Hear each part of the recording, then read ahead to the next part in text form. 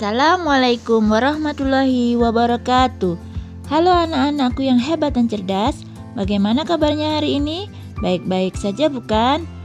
Bertemu lagi dengan Bu Wiwin dalam video pembelajaran IPA kelas 6. Tahukah kalian apa nama tumbuhan ini dan kenapa dia bisa menangkap serangga? Ya, tanaman ini bernama Venus flytrap. Dia menangkap serangga atau hewan kecil lainnya untuk mendapatkan sumber nitrogen agar bisa bertahan hidup. Tumbuhan apa lagi ya yang bisa menangkap serangga? Yuk kita cari tahu jawabannya pada pelajaran IPA kelas 6, tema 2, subtema 1, ciri-ciri khusus tumbuhan. Lingkungan menyediakan segala kebutuhan makhluk hidup, baik tempat tinggal maupun sumber makanan. Agar dapat bertahan hidup di habitatnya, makhluk hidup harus dapat menyesuaikan diri dengan kondisi lingkungannya. Kemampuan menyesuaikan diri ini dinamakan adaptasi. Makhluk hidup melakukan adaptasi dengan berbagai tujuan, seperti untuk mendapatkan sumber makanan maupun melindungi diri dari serangan musuh atau pemangsa. Tumbuhan beradaptasi dengan cara memiliki ciri-ciri khusus.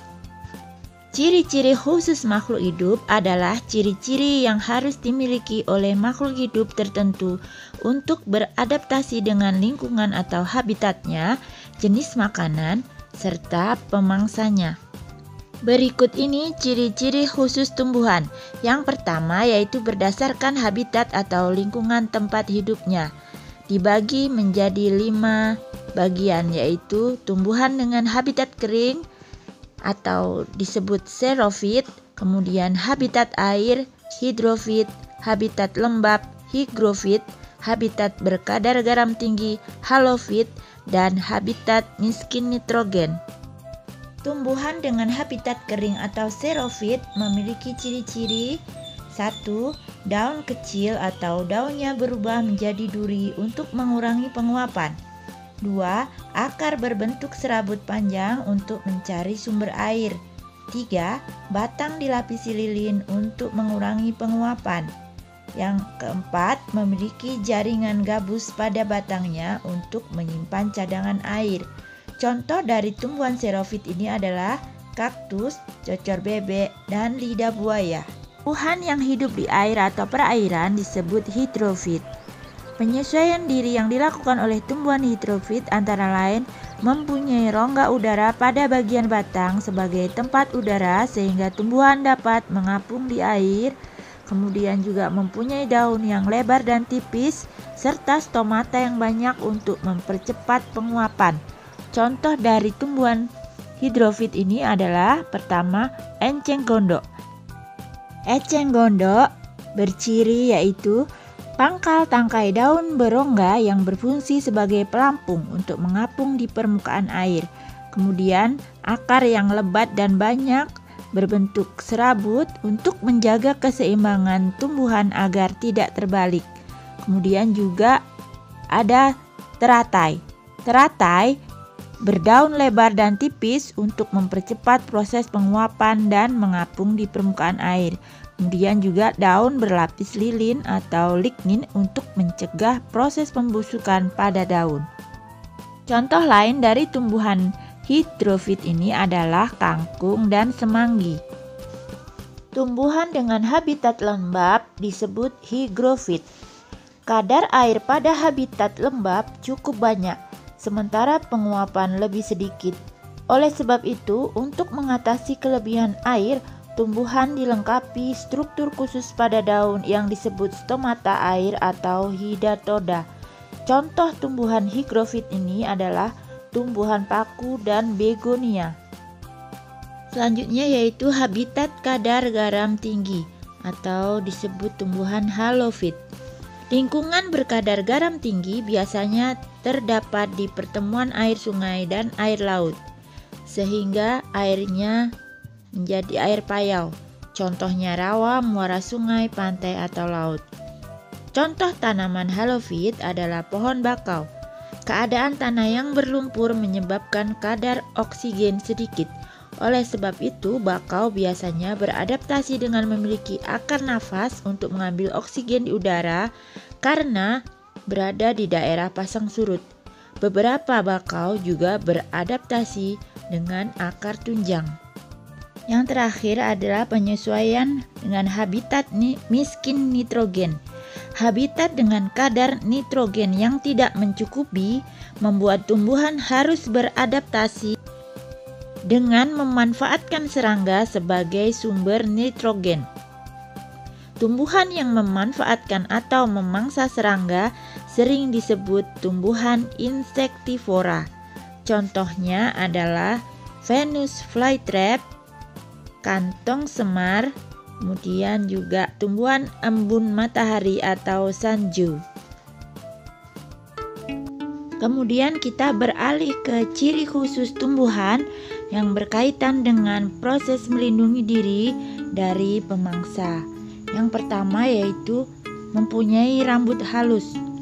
Contoh tumbuhan yang melindungi diri dengan rambut halus antara lain adalah bambu, tebu, dan juga jagung.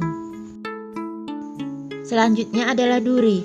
Contoh tumbuhan yang melindungi diri dengan duri antara lain mawar, kaktus, putri malu, durian, dan salak. Selanjutnya adalah getah.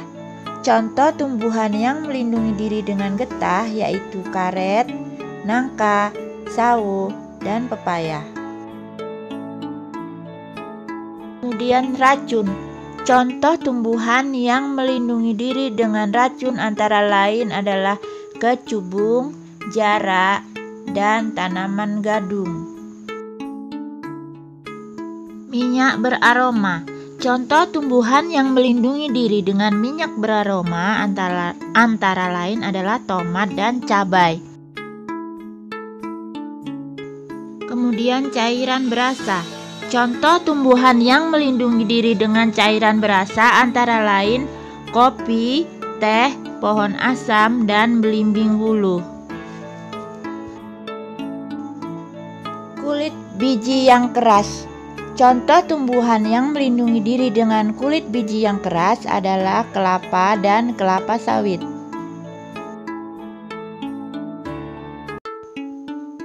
Yang ketiga adalah ciri khusus tumbuhan berkaitan dengan proses berkembang biak. Beberapa jenis tumbuhan memiliki ciri khusus sebagai bentuk adaptasi atau penyesuaian diri terhadap lingkungannya dalam upaya membantu proses perkembangbiakan. Tumbuhan seperti anggrek, mawar, dan melati memiliki mahkota bunga berwarna mencolok dan cairan nektar untuk menarik perhatian serangga yang membantu dalam proses penyerbukan bunga tersebut. Rafflesia arnoldi mengeluarkan bau busuk untuk menarik perhatian serangga yang akan membantu dalam proses penyerbukan bunga tersebut.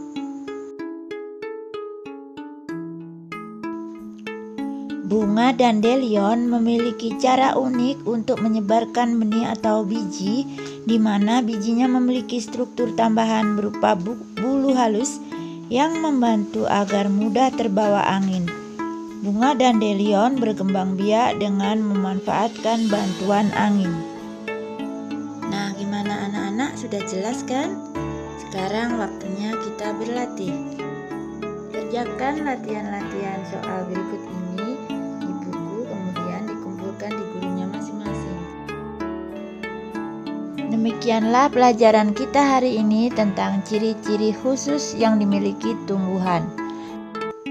Semoga bisa bermanfaat untuk kalian semua. Dan terima kasih atas perhatiannya. Sampai jumpa pada video pembelajaran berikutnya. Wassalamualaikum warahmatullahi wabarakatuh.